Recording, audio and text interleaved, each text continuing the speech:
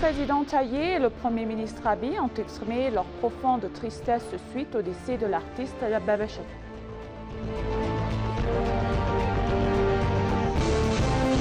L'Éthiopie renforce son intégration régionale en utilisant les énergies renouvelables.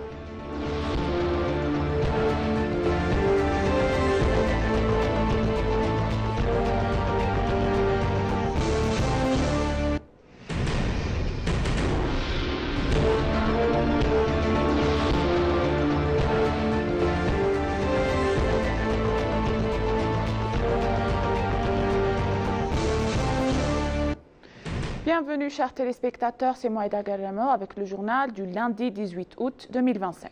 Restez avec nous. Le président Taye Asselassie a exprimé son profonde tristesse suite au décès de l'artiste Dababa Chatou.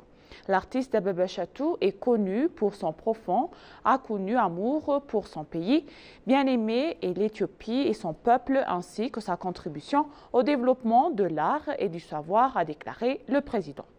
Dans un message de condoléances publié sur sa page des réseaux sociaux, le président Taye a indiqué « J'exprime ma profonde tristesse suite au décès de l'artiste chevronné et bien aimé Dababa Chatou ». Le président Taye a déclaré qu'il était un grand homme qui a consacré sa vie à la vérité et à l'art et qu'il était un modèle pour sa génération.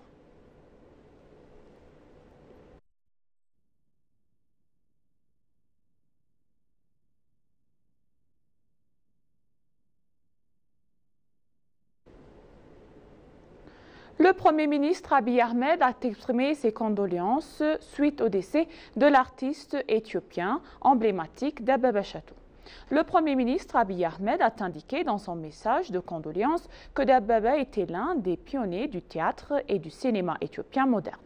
Je suis profondément attristé par le décès de l'artiste Dababa Chatou qui a resté une grande marque de l'histoire de l'art contemporain éthiopien, a exprimé le Premier ministre sur les réseaux sociaux. Le rôle que Dababa a joué grâce à son talent artistique pour aider l'Éthiopie à réaliser avec succès son parcours de transformation restera toujours de son mémoire, a ajouté le Premier ministre. Dababa était un artiste chevronné et polyvalent qui a captivé de nombreux publics grâce à sa participation à de nombreux films et productions théâtrales, dont Shaft in Africa et plusieurs autres films locaux et étrangers. Il était également auteur, traducteur, chanteur, journaliste et défendeur des droits de l'homme.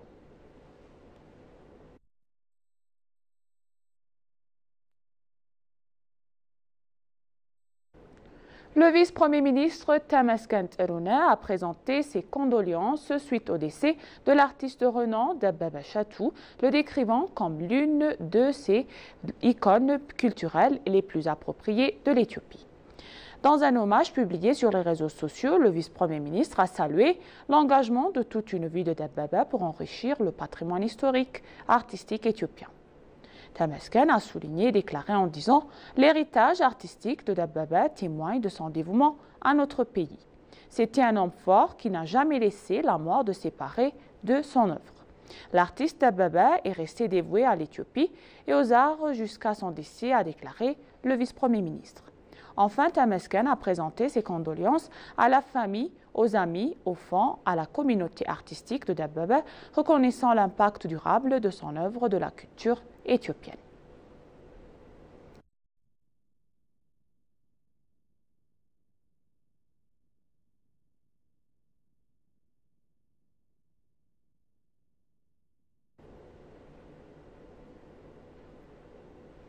Dans une autre nouvelle donc, un forum de discussion impliquant des personnes handicapées se tient à Bahar Dar sous le thème « Le rôle de personnes handicapées pour une consultation nationale efficace en Éthiopie ».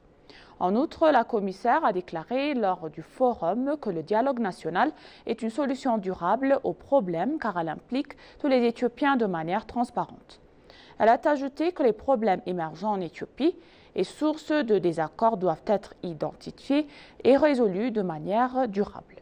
La commissaire a également expliqué que les personnes handicapées ont été largement impliquées dans le processus de consultation et que leurs ordres du jour ont été inclus.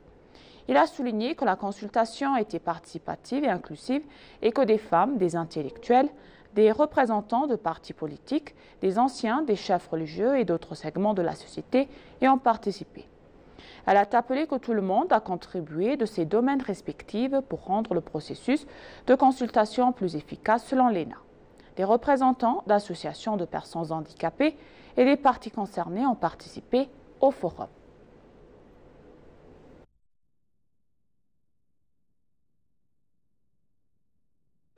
L'Éthiopie donc renforce son intégration régionale en utilisant les énergies renouvelables comme levier de coopération. Selon le ministre de la Planification et du Développement, l'Éthiopie a instauré une nouvelle dynamique de coopération régionale en étendant ses avancées dans le secteur des énergies renouvelables au-delà de ses frontières.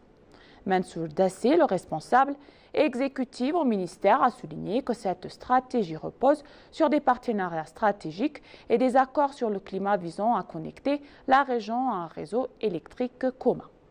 Des initiatives phares comme le Grand Barrage de la Renaissance permettent non seulement de répondre aux besoins énergétiques du pays, mais aussi d'alimenter ses voisins, renforçant ainsi son rôle de pilier énergétique régional.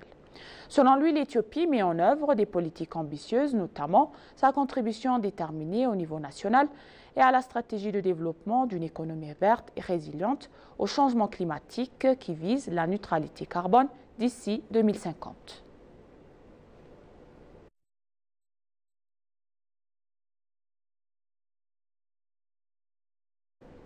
L'ambassadeur Mukhtar Mohamed a rencontré hier à son bureau les dirigeants d'importantes organisations commerciales algériennes. Au cours de la réunion, les dirigeants de ces organisations ont exprimé leurs intérêts pour les interventions, investissements en Éthiopie dans le secteur de l'agriculture, de la pharmacie, de la production de matériaux de construction. Ils ont également souhaité se rendre prochainement en Éthiopie afin d'examiner de près les opportunités offertes par le pays et de discuter avec les experts de la Commission éthiopienne d'investissement.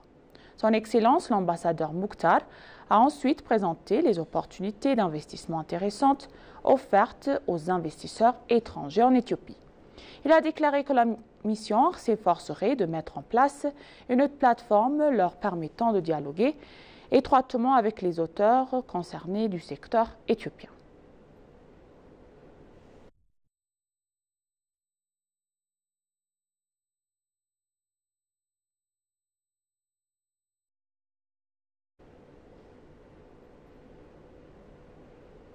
S'adressant à l'ENA, Tamen Hailou, le directeur général de l'Institut, a dévoilé que l'Institut dispense une formation efficace et pratique en technologie de l'eau à des participants de plus de quinzaine de pays africains. Il a souligné le rôle croissant de l'Institut dans l'amélioration de l'accès d'eau en Éthiopie grâce à des solutions pratiques et abordables. L'Institut met en œuvre des technologies à faible coût qui permet aux communautés d'extraire et d'utiliser durablement les eaux souterraines.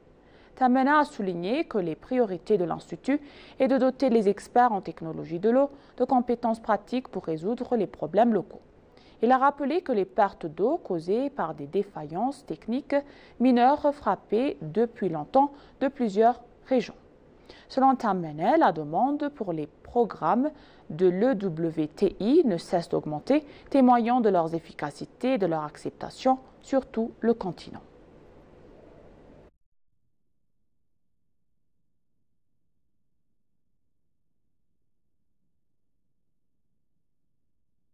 Pour conclure le journal donc, l'autorité maritime éthiopienne a indiqué qu'elle travaille en collaboration pour remédier à la pénurie de main-d'œuvre qualifiée dans ce secteur. Ainsi, 100 jeunes femmes issues de toutes les régions et administrations municipales sont formées pour être déployées dans le secteur de la logistique. Les étudiants ont visité le port du sec de Mojo et ont pu constater le traitement des marchandises importées. Le directeur de sa construction du centre logistique vers Mojo, M. Desalegn Tahun, a déclaré à l'époque que le port traite 90% à des marchandises importées. Il a également déclaré que la mise en pratique des connaissances acquises par les étudiants contribue grandement à leur réussite professionnelle. L'autorité a également indiqué qu'elle met en œuvre une stratégie visant à rationaliser les services logistiques et à les rendre basés sur les connaissances.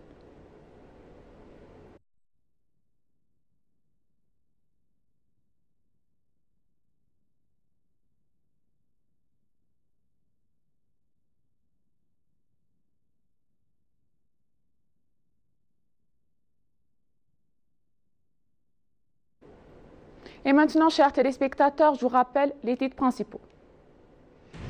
Le président Taillé et le Premier ministre Abiy ont exprimé leur profonde tristesse suite au décès de l'artiste Dababa Chatou.